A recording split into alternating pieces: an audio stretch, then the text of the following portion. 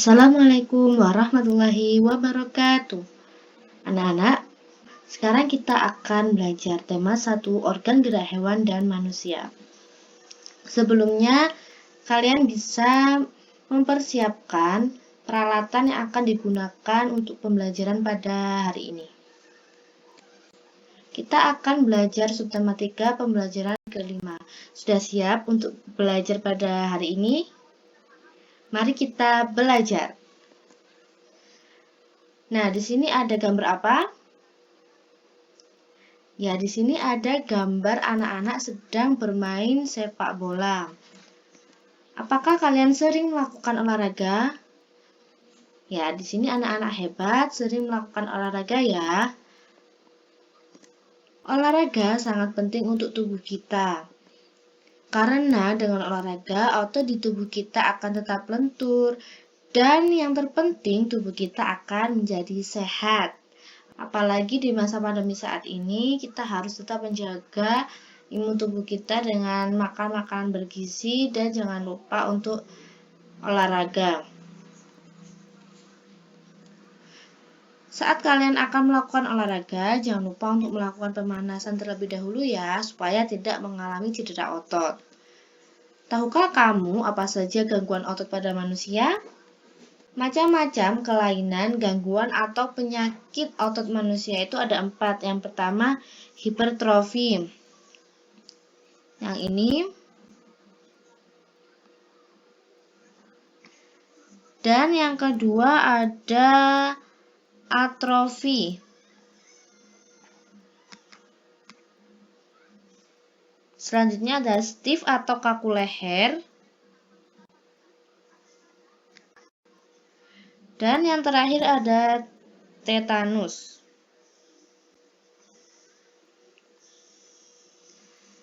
Kita akan bahas hipertrofi terlebih dahulu. Hipertrofi itu merupakan kelainan otot yang membesar dan menjadi lebih kuat karena sel otot diberikan kegiatan atau aktivitas yang terus-menerus secara berlebih. Sini ada contohnya ya. Ini otot yang mengalami gangguan hipertrofi dan ini otot normal.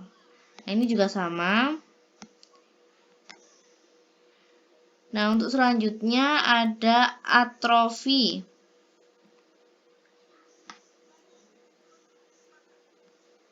Atrofi ini merupakan kelainan otot yang mengecil, lemah, fungsi otot yang menurun. Hal ini disebabkan adanya penyakit polimielitis yang dapat merusak sel saraf pada otot.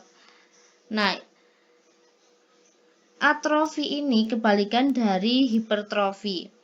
Kalau atrofi itu ototnya mengecil dan hipertrofi ini ototnya besar. Yang ketiga ada stiff atau kaku leher. Nah, ini sering dialami oleh kebanyakan orang karena adanya peradangan otot trapesius leher akibat gerakan yang menghentak secara tiba-tiba atau salah gerak. Di sini.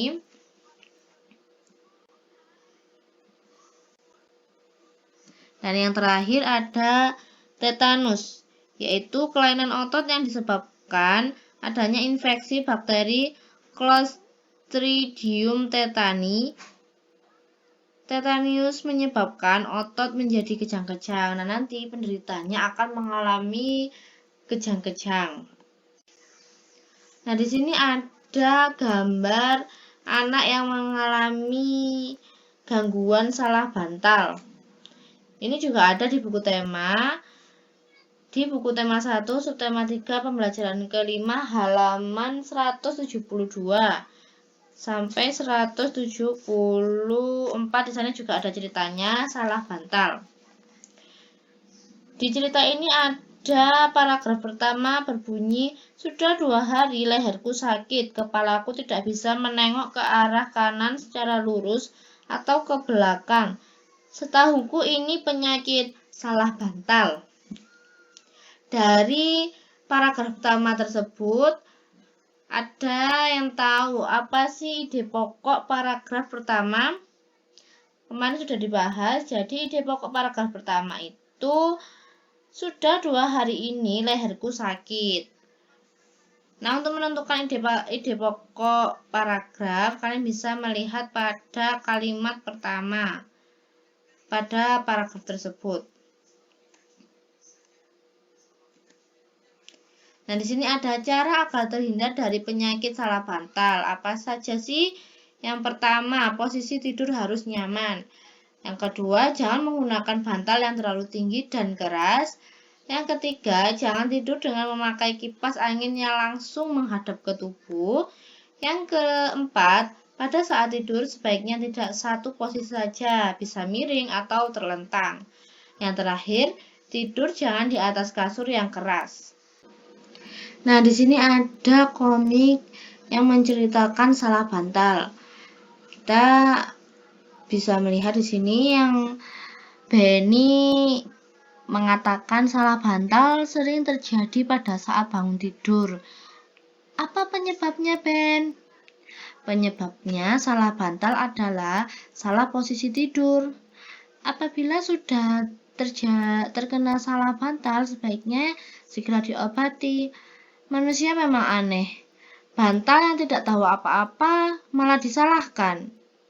Nah, dari contoh komik ini, itu terdapat satu kotak gambar komik disebut satu frame. Nah, ini satu frame ya. Kotak kuning ini namanya satu frame. Jadi, pada komik ini ada 4 frame. 1, 2, 3, 4. Dan ada balon kata. Maaf, ada balon kata. Yang ini dinamakan balon kata. Ada 1, 2, 3, 4, 5. Jadi pada komik ini terdapat 5 balon kata dan 4 frame. Apa sih ciri-ciri komik? Nah, di sini ada ciri-ciri komik. Yang pertama, hadir untuk menyampaikan cerita. Tadi menceritakan salah bantal. Ya, pesan dan informasi yang disampaikan dengan menggunakan teks dan gambar. Dan yang kedua ada proporsional. Keberadaan gambar dan teks yang berimbang sehingga pembaca seakan terlibat langsung ke dalam cerita. Yang ketiga, menggunakan bahasa percakapan. Tadi di cerita salah bantal juga menggunakan bahasa percakapan atau bahasa sehari-hari. Yang keempat, biasanya bersifat kepahlawanan. Isi ceritanya membuat pembaca mempunyai rasa atau sikap kepahlawanan. Yang kelima, penggambaran watak secara sederhana sehingga pembaca mudah memahami isi cerita dan menangkap pesan yang disampaikan. Tadi di cerita salah bantal, kalau sudah terkena gangguan salah bantal harus segera diobati. Itu pesan yang disampaikan. Terus ada juga pesan disampaikan salah posisi tidur. Jadi tidur yang baik itu yang bagaimana? Dan yang terakhir ada menyediakan humor. Disajikan secara lugas sehingga dapat dipahami oleh pembaca. Biasanya humor ini yang disajikan sering ada di masyarakat. Tadi humornya yang ini. Manusia memang aneh. Bantal yang tidak tahu apa-apa malah disalahkan. Ini humor.